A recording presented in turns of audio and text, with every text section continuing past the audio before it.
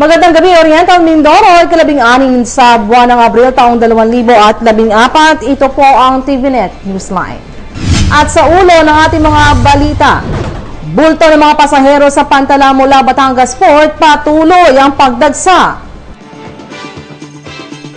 Mga tips kontra krimen at sakuna ngayong Semana Santa at bakasyon, ipinamahagi ng kapulisan ng Ormin PPO. Ordinansa para sa pagdagsa ng tao sa mga resorts at beaches sa lungsod na papanahon ng balangkasin ayon sa PSD.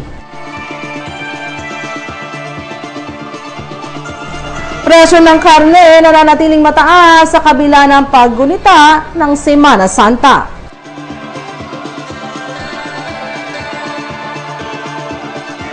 At LPA, although pressure area, patuloy na makaka-apekto ngayong Semana Santa ayon sa Pag-asa. At sa detalye ng ating mga balita, patuloy ang pagdagsa ng mga pasaherong papasok sa lalawigan mula sa Batangas Port sa 2 araw pa lamang ng Semana Santa.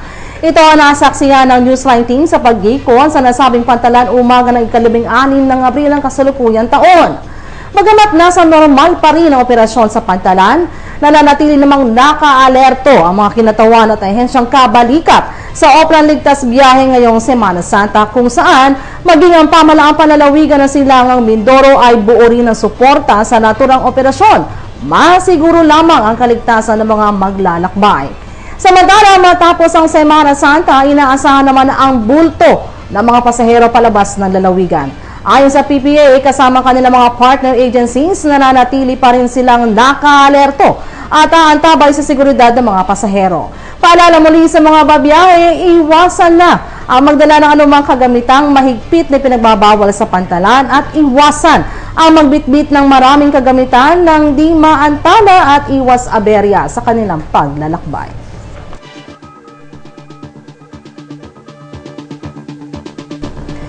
Samantala, sa ibang balita, sa mahabang araw ng bakasyon ngayong Semana Santa, inaasahan na marami sa ating mga kababayan ang magbabalik at lalabas ng lalawigan kasama ang kanilang pamilya. Kaya naman naging masigasig ang ating kapulisan sa pangangasiwa ni Ormin PPO Provincial Director, Police Senior Superintendent Ronaldo De Jesus, na mamahagi ng mga leaflet sa pantalan na naglalaman ng mga tips kontra krimen at sakuna ngayong Semana Santa at bakasyon upang maging gabay at paalala sa mga mamamayang aalis at babiyahe. Nakapaloob mula sa nasabing leaflet sa mga pamamaraan ng pag-iingat at pag-iwas sa anumang banta ng krimen at sakuna. Partikular ng tinukoy sa naturang babasahin ang mga dapat gawin kung aalis o iiwan na walang bantay ang bahay, kung may dalang sasakyan, kung gagamit ng pampublikong sasakyan at kung nasa simbahan, beaches, resort at iba pa. Samantala, para naman sa mga driver, mainam at siguruhing na-check ang blow buckets o battery, lights, oil, water, brake, air, gas, engine, tire, self o sarili. Sa mga mag-iiwan naman ng kabahayan, mainam na siguruhing nakakandado ang lahat ng pinto at bintana. Tiyaking walang anumang naiwang electrical appliances na nakasaksak, kandilang nakasindi at bukas na electric at gas stove.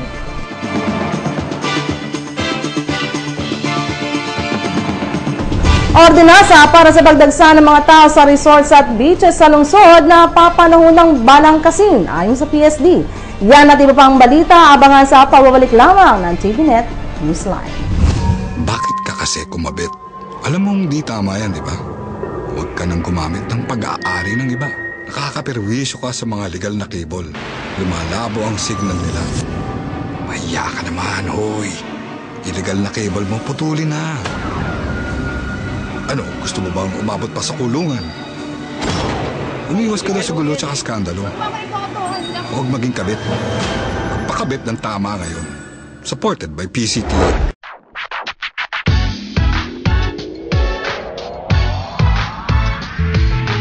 Let me tell you how easy to pay your taxes correctly. Remember RFP. Register, file, and pay. Magandang araw po mga kababayan. Malapit na po ang deadline ng filing ng income tax. Ito po ay sa April 15, 2014. Kami po ay umaapila sa inyo. Huwag na po natin hintayin ang deadline. Kung pwede po, ay maaga tayo mag-file para maiwasan po natin ang pila. Salamat po at mabuhay po kayo. Bayan ay tulungan, tamang buwis ay bayaran.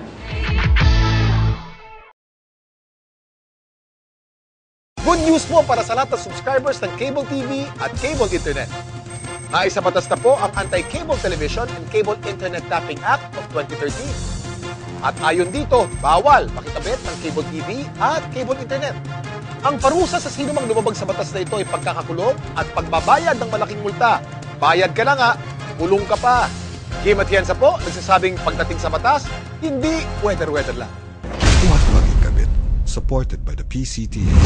Napapanahon na ayon kay Public Safety Department Chief Nelson Choi Aboboto na magkaroon na ng isang ordinansa ang lungsod na siyang babalangkas sa safety measures ng mga taong dadagsa sa mga resorts at beaches sa lungsod. Naangkop ito lalo na sa panahon ng Semana Santa, summer vacation at ilang pang mahabang araw ng bakasyon na di maiwasang magsama-sama o outing ang magkakapamilya at magkakaibigan. Ito ang naging pahayag ni Aboboto sa Newsline City Talk na binigyan diin pa na dapat ay mas maging responsable ang mga resort owners at siguruhin ang kaligtasan ng mga tao. Ito ay pa sa pamamagitan ng pagkakaroon ng mga trained lifeguards at paglalagay ng mga paskel o babala sa mga mapanganib na lugar na di dapat tunguhin o pasyalan ng mga tao. Sa tuwing sasapit ang ganitong panahon, nakakalungkot niya na nakapagtatala pa rin sila ng ilang kaso ng pagkasawi sa pagkalunod, away, at ilang pang di kanais-nais na insidente. Maaari niyang maiwasan ito sa pamamagitan ng isang ordinansa na siyang magiging gabay ng lahat sa maayos at masayang pagsama-sama ng mga tao sa mga pampubliko at pribadong lugar sa lungsod. Samantala, nananatiling mataas ang presyo ng karne ng baboy sa kabila ng paggunita ng Semana Santa. Nasa 200 pesos kada kilo ang presyo ng laman o straight, habang 170 hanggang 180 pesos naman ang pata, habang nananatili pa rin ang presyo ng karneng manok na nasa 130 hanggang 140 pesos kada kilo.